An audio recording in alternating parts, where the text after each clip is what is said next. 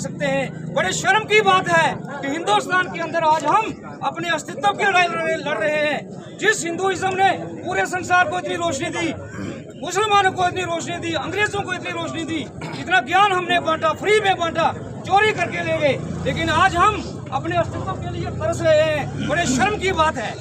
मैं आज जितनी भी एजेंसीज यहाँ पे सुन रही हैं, एसएचओ सुंदरबानी को भी ये मौका करना चाहता हूँ कि जितने भी लोग बहरूपिया बन के हमारे समाज के अंदर घूम रहे हैं, कोई दाने मांगने के लिए जाता है, कोई भिक्षा मांगने के लिए जाता है, कोई कूड़ा करकट इकट्ठा करने के लिए जाता है, इनकी प्रॉपर जांच की जाए, अन्यथा इनको गाँव में मत भेजा जाए। कोई साधु के वेश में आ रहे हैं। तो मैं आज के दिन में बड़ी दुखी मन से ये कहूँगा कि हिंदुओं एक हो जाओ। जब तक एक नहीं होगे हमें हिंदुस्तान के अंदर भी रहना हमारे लिए मुश्किल हो जाएगा।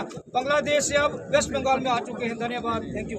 भारत माता की जय, भारत माता की जय, भारत माता की जय। ओए कमर चुप करो। सारे गणों ने बोल देना गल सही है। ये बांग्लादेश है, ये बांग्लादेश इलाका चुनाव हो या मैं अपना मैं सारे एक अगर निवेदन है अरे भैया रिक्वेस्ट करना बैठ जाओ का तो सारा कोई दिक्कत नहीं।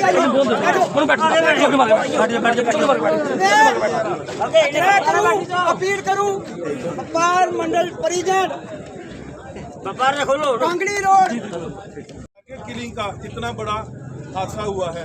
ये बड़ी देर के बाद एक बार दोबारा इन्होंने हमें मजबूर किया है कि हम दोबारा इस चौक में आके खड़े हों, इनके खिलाफ बोलें।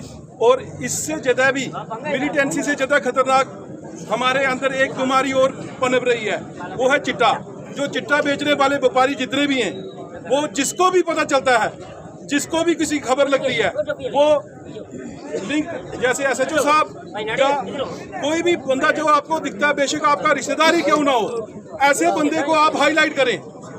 ये मिलिटेंसी से भी ज़्यादा खतरनाक लोग हैं ऐसे जो चिट्टा बेचते हैं, जो हमारी नस्लें तक तबाह कर जाएंगे।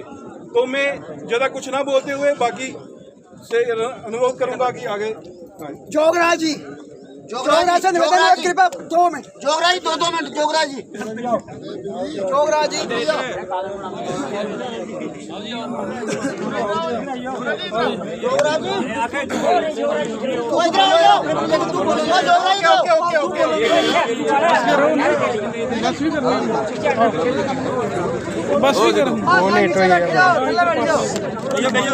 भारत माता की।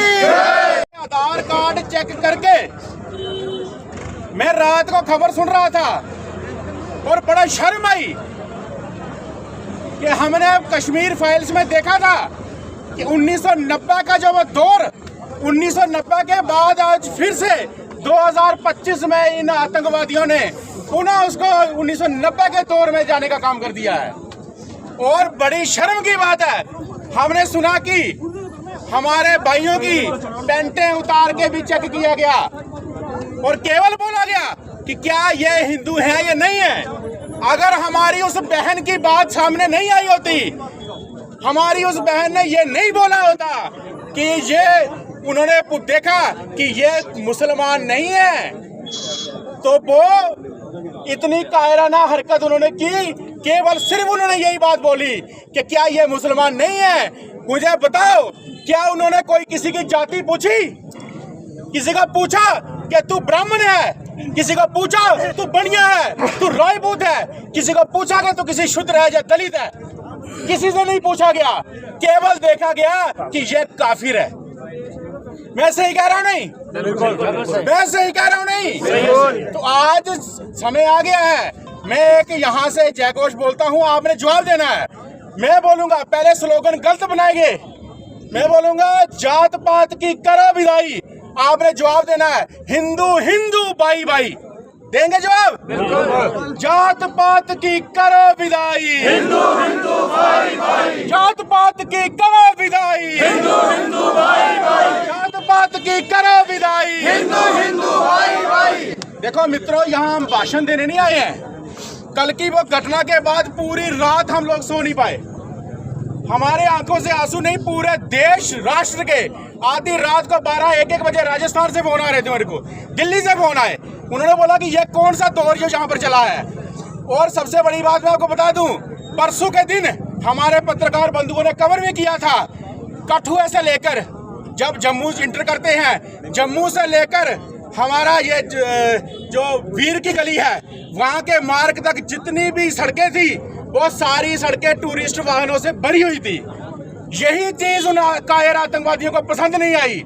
उनको लगा कि आज कश्मीर जो है पूर्ण हिंदुस्तान के साथ जुड़ गया है।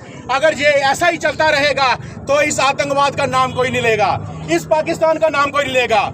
आज यहाँ पर भाषण देने का कंसेप्ट नहीं है। हमने बोला अगर कि जात पात की करो विदाई, तो आज समय आ गया है कि हमें हिंदू समाज को जागना पड़ेगा। वहाँ सिर्फ देखा जाता है, लेकिन किसी ने नहीं माना कि ये बात आज पहली बार हुआ है कि सारी चीजें सामने आई। बंगाल के अंदर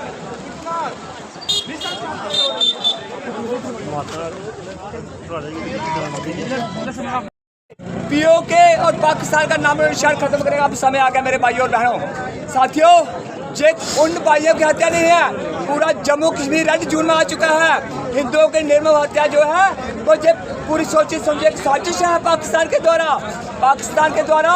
और जो पाकिस्तान के चाहने वाले हैं, जो पाकिस्तान जिंदाबाद बोलते हैं, जो हमारी सेना के ऊपर पत्थर मारते हैं, इनको भी अब फांसी देने का समय आ चुका है।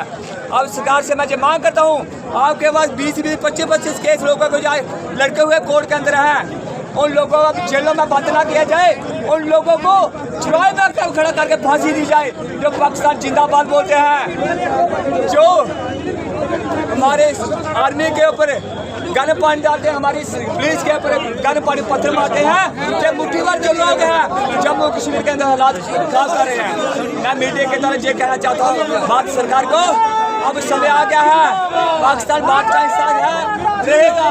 अब हमको पाकिस्तान के ऊपर सर्जिकल स्ट्राइक करना चाहिए। पूरा देश जो है, जिन माताओं के बच्चे चले गए आज, जिन बहनों के भाई चले गए आज, मैं उनको विश्वास दिलाता हूँ जम्मू कश्मीर का हिंदू आपके साथ कंधे के साथ कंधा बनाकर खड़ा है, पूरे देश का हिंदू खड़ा है। 100 करोड़ आज हिंदू जो है एकजुट है। बाकी ऐसा जो सुंदरबनी डीसी सुंदरबनी से मैं निवेदन करना चाहूँगा, जो बाहर के रोंगियों आए हुए हैं, इन लोगों ने अपने नाम हिंदू रखे हुए हैं, आधार कार्ड डुप्लीकेट इनको बनाए हैं, इनकी पूरी वेरिफिकेशन की जाए। आज सुंदरबनी है अंदर 100 से 150 लोग रेडियो लगी, आज ये सब रोंगिया मुसलमान हैं।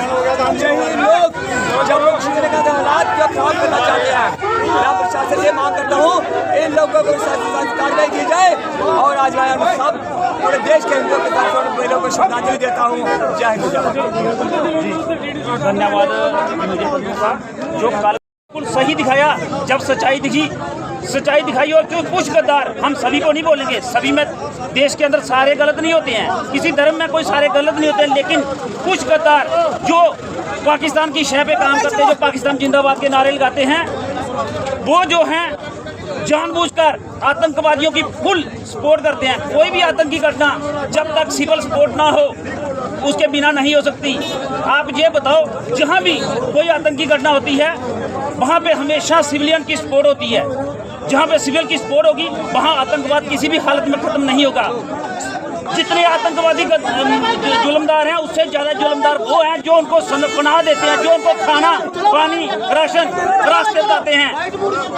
और हमारी सरकार से ये मांग है कि उनको जल्द से जल्द आइडेंटिफाई किया जाए और उनको बिल्कुल जो भी आतंकवाद और आतंकवादियों के सपोर्ट में आता है, उनको बिल्कुल जो भी आतंकवाद में जो एक्शन आता है उस पर वही धारा लगा के उनको सीधा फांसी पे लटकाया जाए।